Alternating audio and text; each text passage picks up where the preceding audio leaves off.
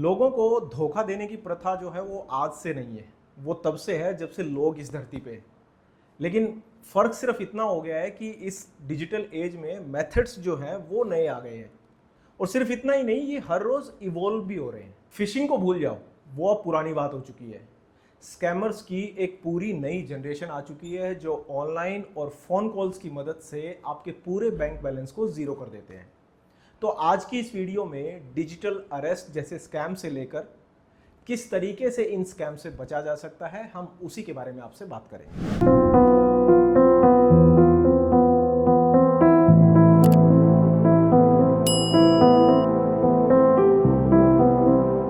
Welcome Amitabh once again. हमारे इस online safety के जो एपिसोड जो हम कर रहे हैं लगातार, इसमें इस बार मेरे पास कुछ नए सवाल हैं जिसमें एक नई टर्म निकल के सामने आई है। जो फिलहाल के जो स्कैम मैंने देखे उसके अंदर एक नया वर्ड निकल के आया है सामने, जिसके बारे में आपसे पूछना चाहता हूँ। Digital arrest. तो ये डिजिटल अरेस्ट क्या होता है? डिजिटल अरेस्ट एक मनगढ़ंत परेशानी है जिसके बारे में न्यूज़ में बहुत कुछ छप रहा है। मुझे लगता है ये एक ऐसा राक्षस है जो अधूरी जानकारी में पनपता है। तो भारत में कुछ चीज़ें हुई हैं जिनको समझना ज़रूरी है कि भारत के अंदर क्रिमिनल लॉ के अंदर थोड़े से बदलाव आए हैं। भारतीय न्याय संहिता 1 जुलाई से लागू हो गई। अब उसमें क्या हुआ है कि थोड़ा सा डिजिटलाइजेशन बढ़ा है। उसके अंदर आप रिपोर्ट लिख सकते हैं, ऑनलाइन FIR, अलग अलग चीज़ें दर्ज कर सकते हैं। तो वो एक जानकारी है। दूसरा क्या है कि बहुत सारे साइबर क्राइम्स जो हैं उस पर सीरियसली पुलिस कार्रवाई कर रही है और लोगों को अरेस्ट कर रही है। इन दोनों को जोड़ करके लोगों को मूर्ख बनाने का साइबर क्रिमिनल्स ने एक तरीका जोड़ लिया है, जिसमें कि आपके पास एक SMS आता है कि तुम्हारे घर से एक पैकेज जा रहा था, उसके अंदर ड्रग था, हमने पकड़ लिया है, इतना फाइन दो तो तुम्हें छोड़ देंगे और जल्दी से कॉल पे आ जाओ वरना तुम्हारे घर आ जाएंगे। फिर जैसे ही आप कॉल पर आते हैं आपसे कहा जाता है अब आप हिल नहीं सकते, अब आपका कंप्यूटर ऑन होना चाहिए, कैमरा ऑन होना चाहिए, अगर आप हिले तो आपका अरेस्ट हो जाएगा। ये डिजिटल अरेस्ट एक एकदम मनगढ़ंत राक्षस है जिससे लोगों को डराया जा रहा है। और जैसे कि न्यूज़ में खबरें आ रही हैं, करीबन 10-15 मैंने पढ़ी हैं, उसमें लाखों रुपए का जुर्माना साइबर क्रिमिनल्स लोगों से ले रहे हैं। जब मैं इस आर्टिकल को पढ़ रहा था और इस स्कैम को पढ़ रहा था, इस टर्मिनोलॉजी जो है ये, इसको मैं जब पढ़ रहा था तो बहुत सारे केसेस मेरे सामने आए। तो उसमें मैं बीच बीच में मेरे सवालों के साथ मैं कुछ एक आधे जो केसेस हैं उसके बारे में मैं लोगों को बताऊंगा, ताकि लोगों को ये भी पता रहे कि किस किस तरीके से आपको बेवकूफ़ बनाया जाता है। तो रायगढ़ छत्तीसगढ़ में एक विक्टिम जिसकी फ़ोन पे बार बार फ़ोन आया जा रहा है और स्क्रीन ब्लैक है, वीडियो कॉल है, व्हाट्सएप कॉल है, एंड उसमें क्या होता है वो पहले इग्नोर करता है, 2 बार फिर उसको फिर से इग्नोर करता है, थर्ड टाइम क्या है वो उस फ़ोन को उठा लेता है।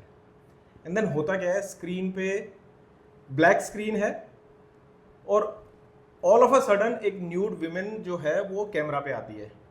तो जब तक विक्टिम को ये समझ में आता है कि उसके साथ क्या हुआ, तब तक कॉल डिस्कनेक्ट हो जाती है। उसके तुरंत बाद उसके पास एक मैसेज आता है और एक स्क्रीनशॉट आता है जिसमें उस न्यूड विमेन के साथ, और वो वीडियो कॉल पे है, तो वो फोटो उसको भेजी जाती है और उसको बोला जाता है कि 15 लाख रुपए दो वरना ये फोटोज सर्कुलेट कर दी जाएगी। इस केस में वो विक्टिम जो है वो क्या कर सकता है? इस केस में अब वही 2-3 चीज़ें जानना। एक, नग्न महिला के साथ या पुरुष के साथ अगर आपकी फ़ोटो हो तो ये कोई अपराध नहीं है, कोई भी अपराध नहीं है। इनफैक्ट जो इसको सर्कुलेट कर रहा है अपराध वो कर रहा है। पहली चीज़ तो नियम कानून जानना बहुत ज़रूरी है।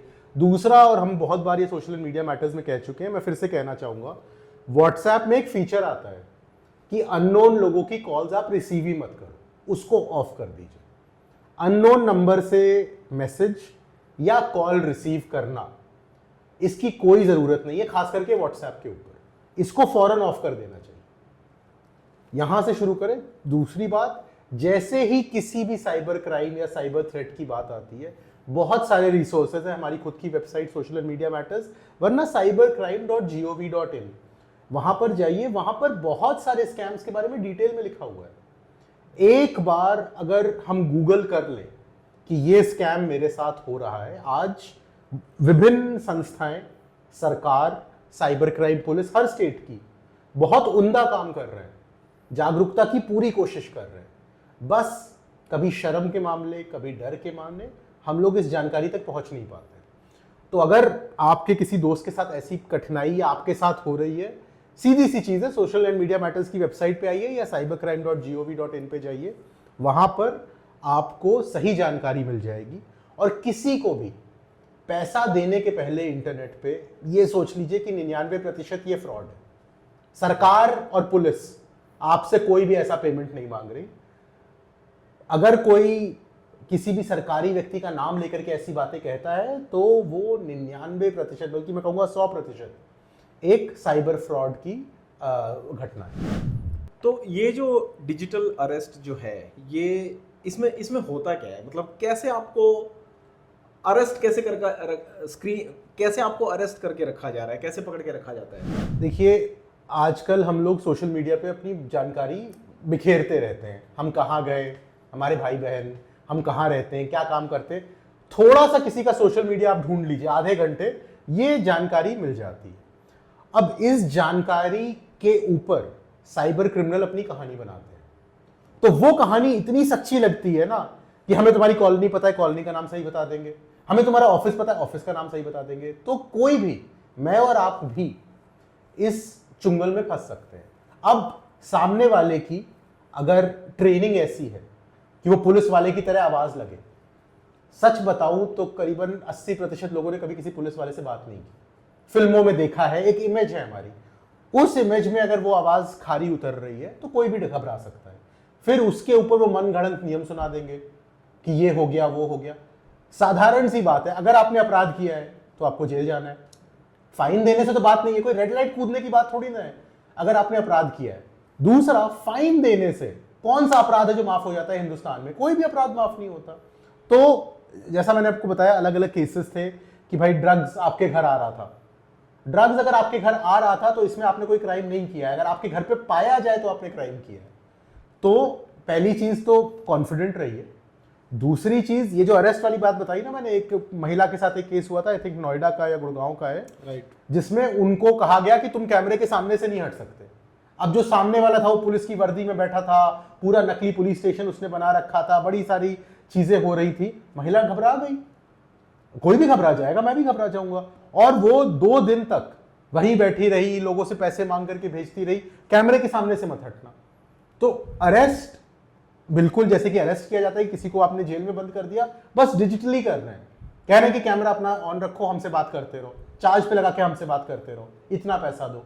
लेकिन ये किसी भी प्रकार की सरकारी, पुलिस, कोई भी ये कार्रवाई ऐसी नहीं होती। सरकारी लोगों के साथ हम लोग ने बहुत काम किया, पुलिस के साथ हर दिन काम करते हैं। अगर अरेस्ट वारंट है तो कोर्ट से आएगा, उसका प्रॉपर एक आदमी आकर आपको दे के जाएगा, आपको सबमिट करना होगा। ये चीज़ें ऑनलाइन नहीं होती। तो इतना साधारण नहीं होता है जस्टिस सिस्टम के बारे में कि आप 15 लाख दे दें और आप किसी अपराध से निकल जाएं।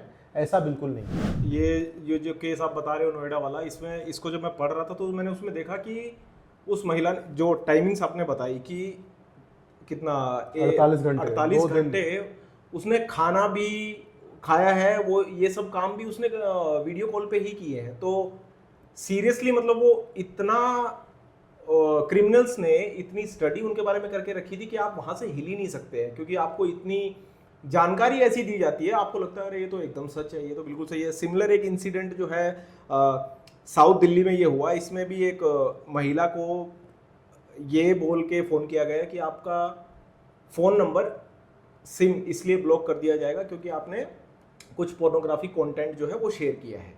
तो और इस केस में क्या हुआ है, उस महिला को 13 घंटे जो है वो कॉल पे रखा गया है और 83 लाख रुपीस उनसे लूटे गए हैं।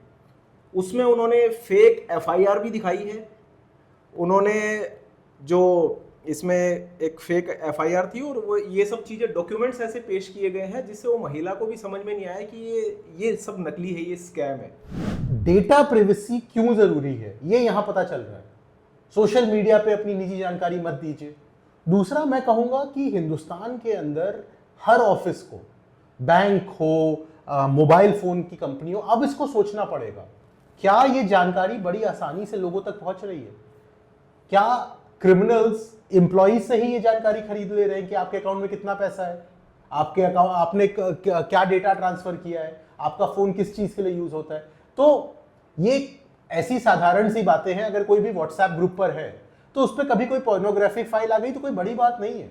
मुझे बहुत सारे लोगों ने बताया RWA ग्रुप्स पे भी ऐसी फाइलें गलती से आ जाती है। ये साधारण जानकारी है, जिसके बाद उन्होंने थोड़ी सी निजी जानकारी ली और एक अच्छा सा स्टेटमेंट बनाया, जिसके फिर चुगल में कोई भी फंस गया। और दूसरी बात, हिंदुस्तान के अंदर क्योंकि सेक्स एजुकेशन बहुत कम है, सेक्स से जुड़ी हर बात में हम पहले ही शर्मा जाते हैं, घबरा जाते हैं, उसको छुपाने लगते हैं। अगर कोई खुल करके कह दे हाँ भाई मेरी फोटो है, बात खत्म हो गई। क्या कर लोगे तुम फोटो लगा करके? ऐसा ऐसा कौन सा व्यक्ति है अडल्ट जिसको ये नहीं पता कि इंटरनेट पे पोर्नोग्राफी बड़ी आसानी से मिल जाती है, राइट? तो आई थिंक अगेन पहले सवाल का जागरूकता, दूसरा अननोन नंबर से फोन मत उठाइए। अगर कोरियर वाला है ना तो खुद ही व्हाट्सएप कर देगा, SMS कर देगा कि भैया आपका कोरियर आया है। ये एक सिंपल सा ब्लॉकर है जिससे आप जिन लोगों को नहीं जानते, जो स्ट्रेंजर डेंजर वाली बात है, वो अब लागू कर देनी चाहिए हमें अपने जीवन में। नेक्स्ट क्वेश्चन मैं इसी बारे में पूछने जा रहा था कि भाई हाउ टू प्रोटेक्ट योरसेल्फ, कि किस तरीके से कोई ऐसा फुल प्रूफ सिस्टम मुझे नहीं समझ में आ रहा है, और कुछ ऐसा है नहीं। अवेयरनेस जिसकी बात आप हमेशा करते रहते हो कि अवेयरनेस, ठीक है। इसी दौरान मैं जब ये एक और केस जिसके बारे में मैं बात करना चाहता हूँ, तो एक लखनऊ के एक लॉयर के पास एक फ़ोन आता है जिसमें उसको ये बोला जाता है कि आपके बेटे के ऊपर रेप का केस जो है वो चार्ज किया जा रहा है, तो अगर आप अपने बेटे को बचाना चाहते हो तो आप इतना अमाउंट और ये सब चीज़ें जो है वो लेकर वो हमें ऑनलाइन आप ट्रांसफ़र कर दीजिए। अब एक तो चलो ठीक है, लॉयर था, थोड़ा स्मार्ट रहा होगा, लेकिन पिछले वीडियो में हमने बात की थी कि जो एक लॉयर थे वो साइबर क्रिमिनल के चक्कर में कैसे फंसे थे। इस लॉयर ने क्या किया कि बस खाली उन्होंने 2-4 सवाल ऐसे उनसे पूछ लिए जिसके बारे में वो जवाब देने में कुछ ऐसा समझ में आ गया कि ये दिस इज़ अ स्कैम। तो जो मेन कंसर्न जो मेरा और जो मैं मेन चीज़ जो मैं यहाँ बोलना चाहता हूँ वो ये कि आपको उस टाइम के ऊपर आपको बस ये 2-4 चीज़ें दिमाग में रखनी है कि क्या ऐसा सही में कुछ हो रहा है, क्या आपने ऐसा कुछ किया है, क्योंकि आपने क्या किया क्या नहीं किया ये सबको पता होता है, ये आपको तो पता ही है। तो आपको कुछ ऐसे सवाल उस टाइम अपने दिमाग में रखने हैं कि मैं कुछ ऐसे सवाल पूछ सकता हूँ सामने वाले से जिससे मुझे ये पता लगे ये कितना सच और कितना झूठ है। और जो आपने एक चीज़ बीच में बताई कि ये इन्होंने पूरे जो स्कैमर्स हैं ये ऐसे स्टूडियो सेटअप करके रखे हुए हैं, पुलिस की वर्दी में इन्होंने लोग बिठाए होते हैं, पूरा ऐसा साइबर सेल जो सेल है, जेल है, उसका पूरा एक पुलिस स्टेशन बनाया हुआ है। तो उस केस में जब आपको ये दिखता है, एक नॉर्मल यूज़र, एक नॉर्मल इंसान जो देख रहा है ये, तो उसको तो एकदम से समझने में ही इतना समय लगता है कि ये तो असल में हो रहा है।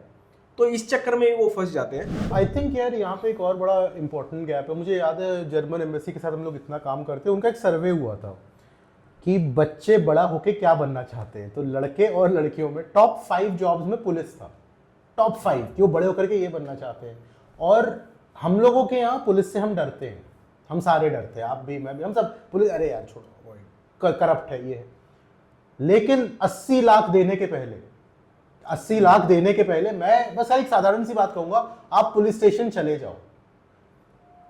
एक जमाना था शायद पुलिस बहुत करप्ट थी, कुछ लोग शायद अभी भी होंगे, लेकिन अभी के जो IAS अफसर हैं, खास करके जिनके साथ हम लोग काम करते हैं साइबर क्राइम सेल के, बहुत ही बढ़िया वेल एजुकेटेड लोग, बहुत तमीज से बात करने वाले लोग। और ज्यादातर जगहों पर अगर आप जाए और ये सवाल पूछें कि मुझे ये फोन आया था मुझे करना चाहिए, कांस्टेबल भी आपको बता देगा कि सर ये एक झूठा कॉल है। क्योंकि मैं ये नहीं कह रहा कि पूरी पुलिस फोर्स बड़ी अच्छी है, लेकिन ज्यादातर पुलिस वाले अच्छे हैं। और ऑनलाइन किसी को भी डर करके पैसा देना, आप जितने केसेस से देखिए, रेप का केस है, पोर्नोग्राफी का केस है, ये तो सारे हार्डकोर क्रिमिनल केसेस हैं, इसमें तो पुलिस आके आपको अरेस्ट करेगी। ऑनलाइन फाइन देने की जो सोच है, राइट। और दूसरी बड़ी बहुत ही सही सी बात है, लेकिन यार पता है क्या होता है, सिचुएशन में ना कोई भी फंस सकता है। अभी हम लोग इसको सोच करके आए हैं, हमें लग रहा है कि क्या मूर्खता वाली बात है, उस वक्त किसी पे क्या बीत रही है। और जितनी गलतियां हम लोगों ने की हैं, जितनी बार हमारे साथ फ्रॉड हुआ है, आप ऐसा वो आपको ऐसा रुझा देते हैं ना अपने शब्दों के जाल में कि आप नहीं बोल पाते।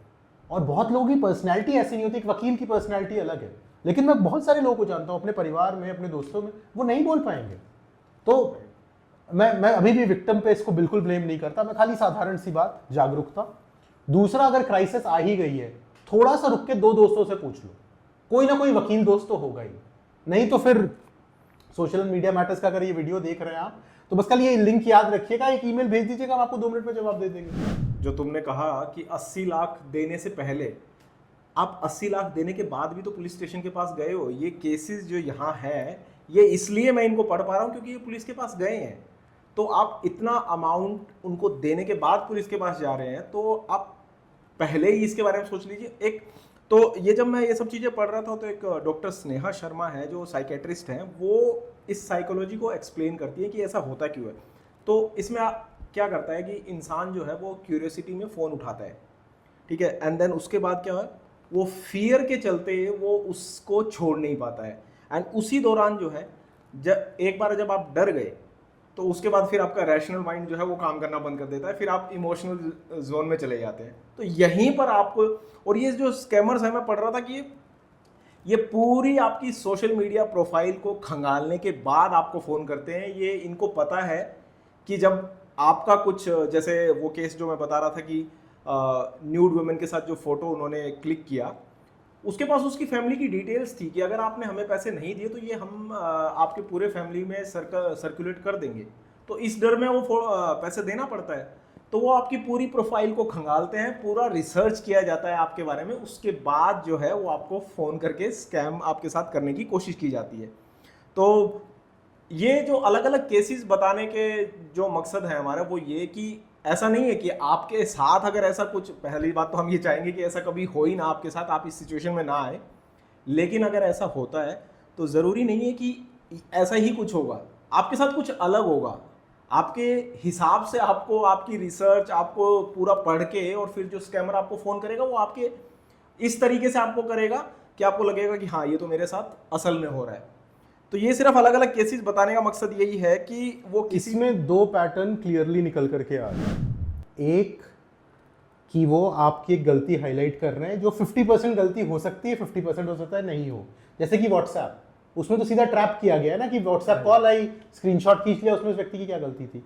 Point number 1। Point number 2, I think यहाँ पर एकदम, मतलब जैसे कहते हैं ना कि एक अलार्म बजना चाहिए। जैसे ही कोई पैसा मांगे कि इंटरनेट पे ट्रांसफर कर दो, उससे बस खाली इतना कह दो कि भाई आप बता दो कहां पर आपका पुलिस स्टेशन है, हम आकर के ट्रांसफर कर देंगे। वहां तक भी बात ठीक है, लेकिन मुझे लगता है कि इंटरनेट पे विश्वास करके पैसा देना, वो भी अगर किसी और का फोन आया है, इसका जमाना अब जा चुका है। और इसके बारे में जागरूकता, बहुत सारे लोग होते हैं जिनको पहली बार ही इंटरनेट कनेक्शन मिला है, हो सकता है उन्होंने यूपीआई कभी यूज ही ना किया हो सकता है उनको तो लेकिन कॉमन बात क्या है कि वो लोग आपसे आपका पैसा मांग रहे हैं, छोटी अमाउंट, बड़ी अमाउंट, आपको वहां पर फुल स्टॉप लगाना है। ये बात तो मेरे ख्याल से स्कूल से लेकर के बूढ़े दादा दादियों तक हमें पहुंचानी चाहिए कि अगर किसी का फोन आए तो इंटरनेट पे पैसा ट्रांसफर मत कीजिए। बात करो।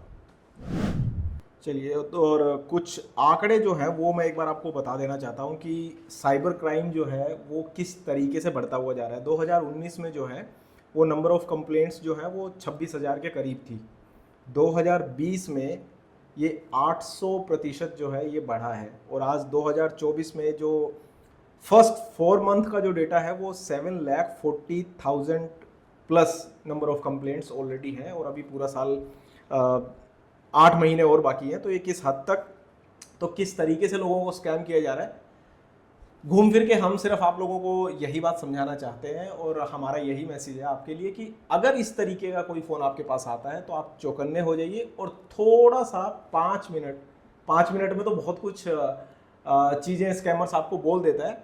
आपको बस उस टाइम सोचना है कि क्या ये सच में ऐसा मैंने कुछ किया है, ऐसा कुछ हो सकता है।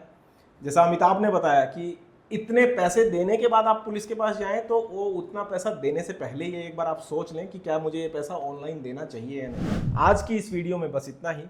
अगर आपके पास भी किसी स्कैम से संबंधित कोई ऐसी जानकारी है जो आप हमारे साथ शेयर करना चाहते हैं, या फिर आपके पास कोई सवाल है जो आप हमसे पूछना चाहते हैं, तो हमारे किसी भी सोशल मीडिया प्लेटफॉर्म पर जाकर हमसे पूछ सकते हैं। धन्यवाद।